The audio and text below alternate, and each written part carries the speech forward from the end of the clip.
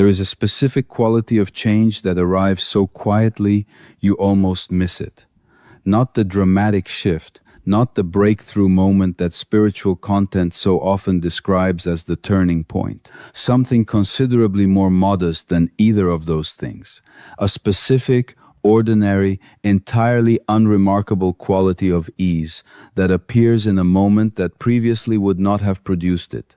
The conversation that happens without the monitoring. The morning that arrives without the bracing. The relationship that is genuinely inhabited rather than carefully managed from a slight but significant interior distance. This quiet quality of ease is not nothing. It is, in Gabor Maté's clinical observation, one of the most significant developments available in a human life. The specific, physiologically real, genuinely earned signal that the nervous system, which has been running the threat assessment that the original environment required for years or decades beyond the circumstances that originally warranted it, is finally, gradually, beginning to update its foundational assessment of what the present actually contains. The nervous system does not trust easily. It was not designed to trust easily. It was designed to learn from experience what the environment reliably provides and what it consistently withholds, and to calibrate its baseline level of activation accordingly. The nervous system shaped by an early environment that was genuinely unpredictable, genuinely inconsistent, or genuinely inadequate in specific ways does not simply update its calibration when the circumstances change. It continues to run. The programming the original environment installed, maintaining the vigilance, the bracing, the specific quality of never quite fully arriving in the present moment until accumulated genuine experience of a different environment provides sufficient evidence for a different calibration. That accumulation takes time. It takes genuine experience rather than intellectual understanding. It takes the specific, repeated, bodily felt evidence of the present environment producing outcomes different from what the original one produced. And it produces, when it is genuinely occurring, the 7 specific signs that this conversation is about. Today I want to give you those 7 signs honestly, not as aspirations, as descriptions of something that may already be quietly, genuinely underway in your own nervous system in ways that the original programming's tendency toward vigilance may have prevented you from fully noticing. If something in this opening has already landed somewhere real, drop 11 inches the comments. 11, the number of the one who is beginning to notice what has been quietly changing. When you type 11, you are saying, I think something is shifting. I want to understand what. Type 11. And let us look at the 7 signs together. The first sign. You are spending less time preparing for things that do not happen. The nervous system running the original environment's threat assessment is a nervous system organized around anticipatory management. The continuous, largely automatic preparation for the specific difficulties that the original environment reliably produced, the emotional unpredictability, the sudden withdrawal of warmth, the specific quality of threat that arrived without adequate warning and that required continuous monitoring to detect as early as possible. This anticipatory preparation is exhausting. It consumes interior resource continuously, not in response to actual present demands, but in response to the threat assessment's prediction of what the present might produce. And because the prediction is calibrated to the original environment rather than to the actual present, it very often prepares for things that do not, in the actual present environment, happen. The person whose nervous system is beginning to trust the present begins to notice often in retrospect, because the change is gradual rather than sudden, that they are spending less energy in this anticipatory preparation. Not because they have decided to stop, because the accumulated evidence of the present environment, not producing what the preparation was organized around, has begun, genuinely, to reduce the preparation's urgency. This reduction is not dramatic. It is the specific, quiet quality of a morning that is slightly less braced than the previous one. A conversation entered slightly less defended.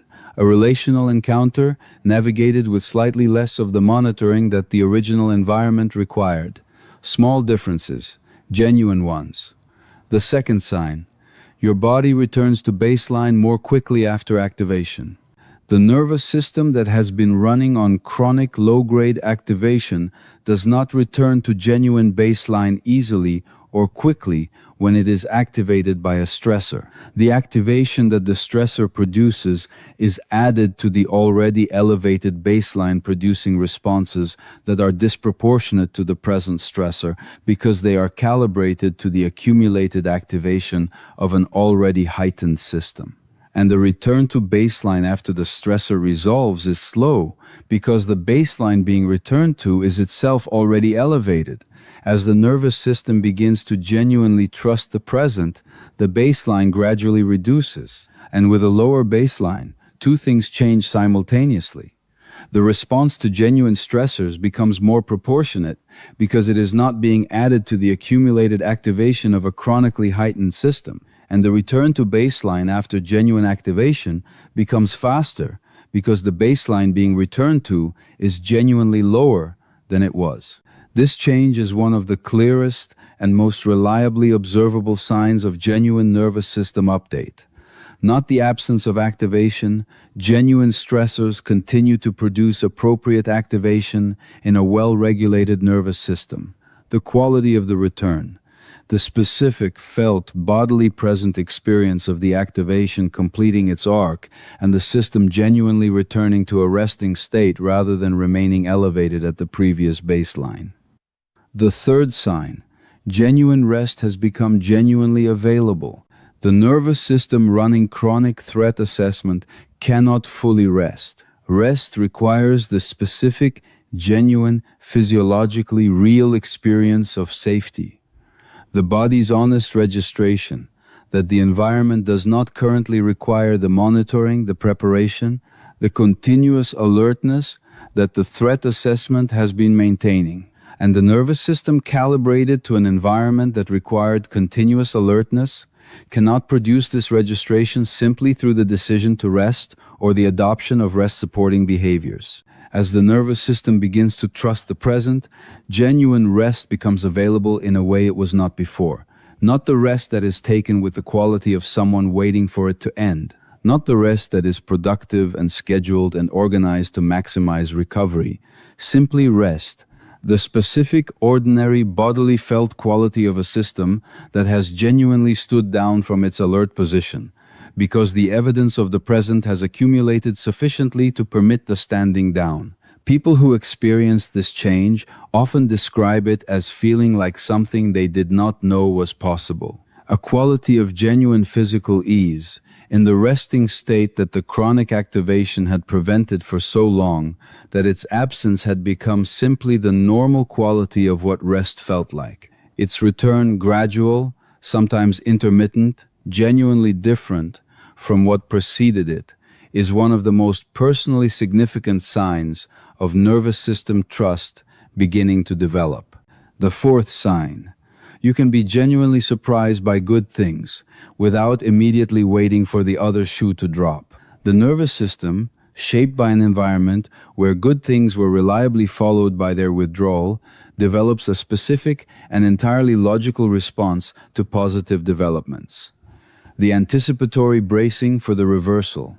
The specific quality of not quite fully receiving the good thing, because the monitoring for its ending is already active before its arrival has been genuinely registered.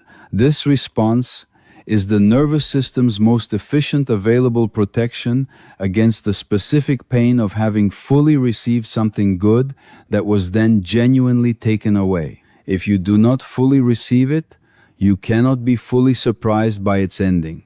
As the nervous system begins to trust the present, this anticipatory bracing begins to reduce, not completely, not immediately, but genuinely.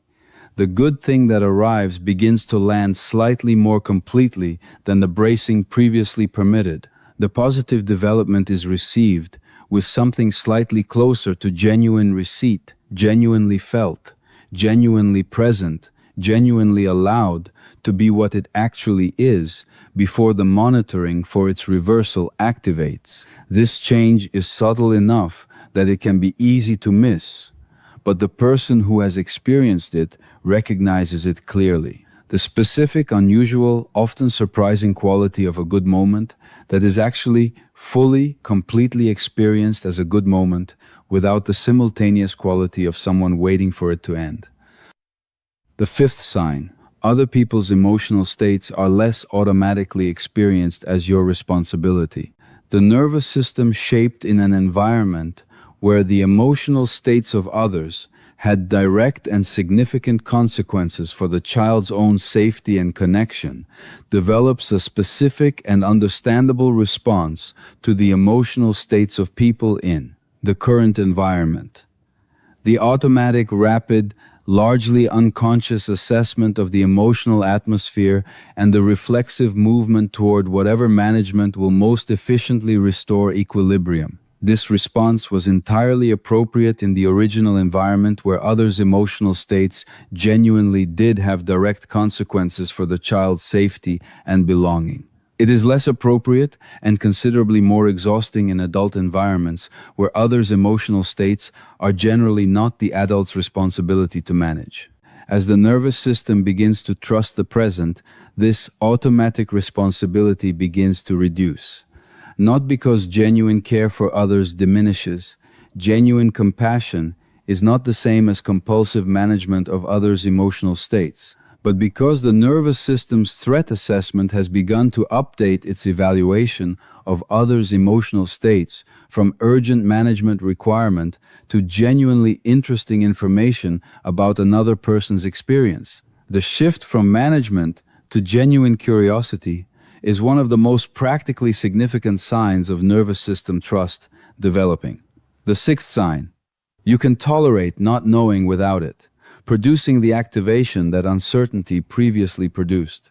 The nervous system calibrated to an unpredictable environment develops a specific and understandable relationship with uncertainty. Because in the original environment, uncertainty very often preceded the specific disruptions that the nervous system was most organized around, preventing the sudden shift in the emotional atmosphere, the unexpected withdrawal of warmth, the specific arrival of difficulty without adequate prior signal.